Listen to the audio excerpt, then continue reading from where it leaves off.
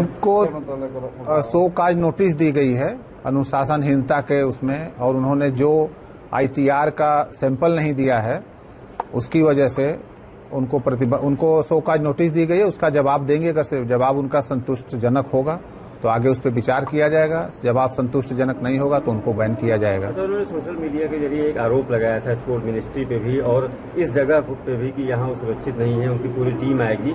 ऐसे में किस तरह से देखते हैं कि खिलाड़ी को कहीं सुरक्षा हो सकती है? वो आरोप लगाने की आदी है, वो आरोप लगाने की आदी है। जिस दिन उन्होंने ये बात कहा, मैंने सभी न्यूज को, सभी चैनल को बता दिया कि वो आए, उनके सुरक्षा की पूरी जिम्मेदारी भारतीय कुश्ती संघ की है और भारतीय कुश्ती संघ उनको सुरक्षित ले आएगा, सुरक्षित उनका मैच करवाएगा, सुरक्षित उनको वापस छुड़वा देगा। बैन के बाद भी आज वो लखनऊ तक आती हैं, उसके बाद वापस होती हैं। इसकी जानकारी हमें नहीं है कि वो लखनऊ तक आए हैं वापस। खिलाड़ी का इस तरह का आरोप लगाना अपनी ही व्यवस्था पर कितना सही, कितना जायज, कितना नाजायज? बहुत गलत है। किसी भी खिलाड़ी का आरोप लगाना अपनी व्यवस्था पे। हरियाणा के 90-70-80% खिलाड़ी आए हैं, लड़कियां आई हैं, आप उनसे बात कर लीजिए, देखिए। अच्छा, उन्होंने शायरी के माध्यम से तंज कसा इस आपके इस शोकाज नोटिस के बाद। और पूर्व आपके WFI अध्यक्ष ने भी शायरी के माध्यम से जवाब दिया है। आखिर दो परिवारों के बीच क्या चल रहा है? अब हमारे पूर्व अध्यक्ष जी भी शायरी के बादशाह हैं और जवाब देने के मामले में और स्टैंड लेने के मामले में हमें नहीं कोई दिखता कि उनसे बड़ा कोई है। मतलब पूर्वांचल और इधर हमें तो नहीं दिखता। अब उनका शायरी का जवाब वो शायरी से दिए हैं तो वही दोनों लोग समझेंगे। बहुत दिनों से कुश्ती प्रतियोगिताएं रुकी हुई थी, ऐसे में किस तरीके से इसको पटरी पे लाने का प्रयास किया जा रहा है जिससे कि देखिए, कुश्ती तो अपने पटरी पे आ चुकी है। कुश्ती अगर अपने पटरी पे नहीं आई होती तो 2023 में इन लोगों ने आंदोलन किया, कुश्ती को चौपट कर दिया। जो हमारा ओलंपिक में 4 मेडल जहां आना था वहां 1 मेडल मेरा आया, तो उसका सबसे बड़ा देन ये आंदोलन ही था। तो उसके बाद 24 में ही हमारी बच्चियां जाती हैं और वर्ल्ड चैंपियनशिप की ट्रॉफी लेके चली आती हैं, तो कुश्ती अपने पटरी पे आ गई है। फिर आगे अभी ओलंपिक है 2028 का, ये टुकड़े टुकड़े गैंग, देश विरोधी ताकतें इसी तरह से फिर लग जाएंगी कि मेरा फिर अगले बार का 5 का टारगेट है, उसको भी किसी तरह से हम ध्वस्त कर दें। कौन टुकड़े टुकड़े गैंग के लोग? यही सब हैं, उनके पीछे जो लगे थे पहले वही हैं। क्या माना जाए 2028 में पहलवानों को किस तरीके से प्रदर्शन? 2028 में 4 से 5 मेडल हमारे आएंगे हिंदुस्तान के। नंदी नगर के आंगन में कुश्ती हुई है, तो इसको किस तरह से देखते हैं? कुश्ती के लिए कितना बेहतर है? देखिए, कुश्ती के लिए नंदिनी नगर में जो इंफ्रास्ट्रक्चर है वो पूरे हिंदुस्तान में कहीं नहीं है। जो यहाँ सुविधा है, जो यहाँ वातावरण है, जो यहाँ माहौल है, और माता नंदिनी जी का ऐसा एक आशीर्वाद है कि यहीं से जो बच्चे निकले, जो यहाँ से लड़ करके गए, यहाँ के उस पर ट्रायल दिए, सब कुछ किए, वो बच्चे ओलंपिक तक गए। बजरंग पुनिया यहीं से उसकी सारा कुछ हुआ। सारे बच्चों को मतलब जो यहाँ से पोषण मिला, साक्षी मलिक को यहीं से मिला, सारे लोगों को, मतलब जितने लोगों को, जितने भी आप ओलंपियन पहलवान देख रहे हैं, तो यहाँ से तो यह एक उर्वरा आप कह सकते हैं कि प्रभु श्री राम का विशेष आशीर्वाद है, माता नंदिनी का विशेष आशीर्वाद है, और ओलंपिक के पहले का 2 साल पहले का है, तो हम लोगों को फिर यहीं से शुरू करते हैं। देश के कितने प्रदेश से बच्चे शामिल हैं? इसमें पूरे 2800 प्रदेश से बच्चे शामिल हैं, पूरे देश से इसमें बच्चे शामिल हैं। उत्तर प्रदेश के काशी से आप भी आते हैं। आज मंत्रिमंडल का विस्तार हुआ है, उसको कैसे देखते हैं? चुनाव के 1 साल पहले, और क्या संरचना है, क्या साधा गया है? अब मंत्रिमंडल पे हम बहुत नहीं बोल पाएंगे पॉलिटिकल पे, लेकिन हमारे यहाँ बाबा विश्वनाथ की कृपा से बनारस का विकास बहुत ही मतलब अपने चरम पे है। अच्छा, आप भी टिकट मांग रहे हैं मेरे को लेकर, आप भी आना चाह रहे हैं क्या राजनीति में? अब हमारा तो बहुत इच्छा नहीं है, लेकिन हमारे लोग चाहते हैं कि मैं राजनीति में आऊं। भाई, खेल के क्षेत्र में जिसकी जो मदद करनी हम लोग करते हैं, एक जनप्रतिनिधि के रूप में भी आकर के अपने लोगों से जुड़े, तो प्रयास किया जा रहा है।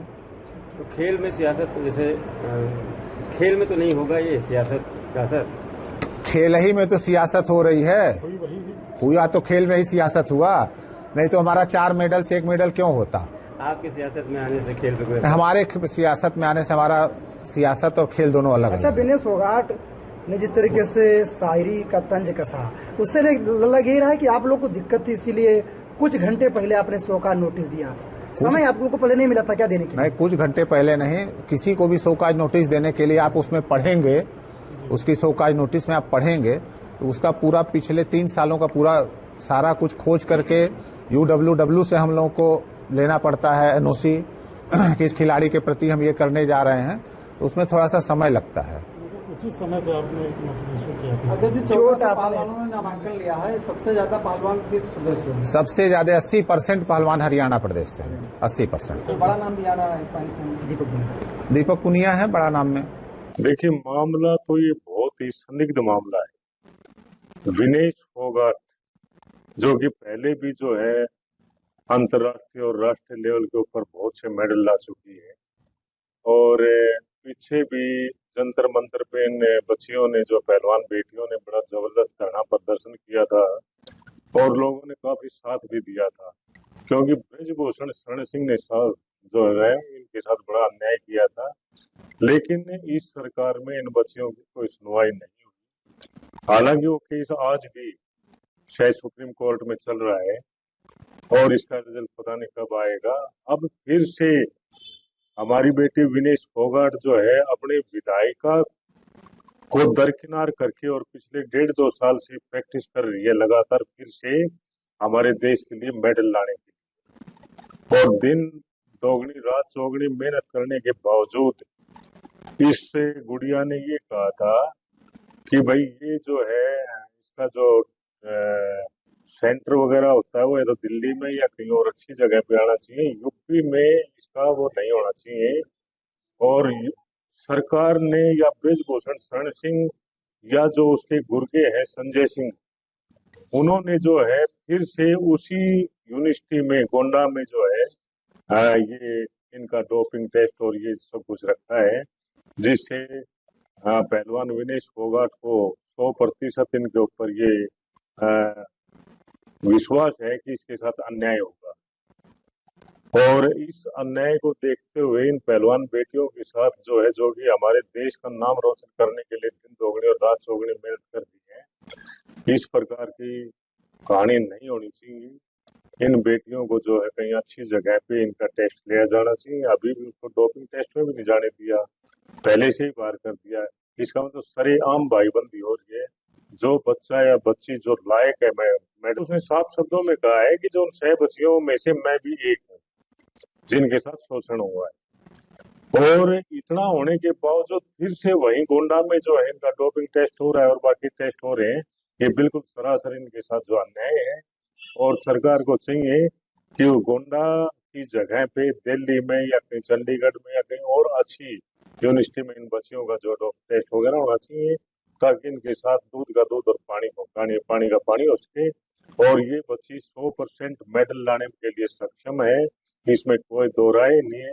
लेकिन पता नहीं क्यों सरकार ब्रजभूषण शरण सिंह से दबी हुई है या कोई और वजह है, जो कि लगातार जो है इस बच्ची के बारे में बिल्कुल नहीं सोचा जा रहा। हम तो यही कहते हैं इस बच्ची को न्याय मिलना चाहिए। अगर इस बच्ची के साथ अन्याय हुआ तो हमारी जो है सभी संगठन जितने भी हैं और सभी जो है खपे इस बच्ची के साथ देने में पीछे नहीं चाहिए।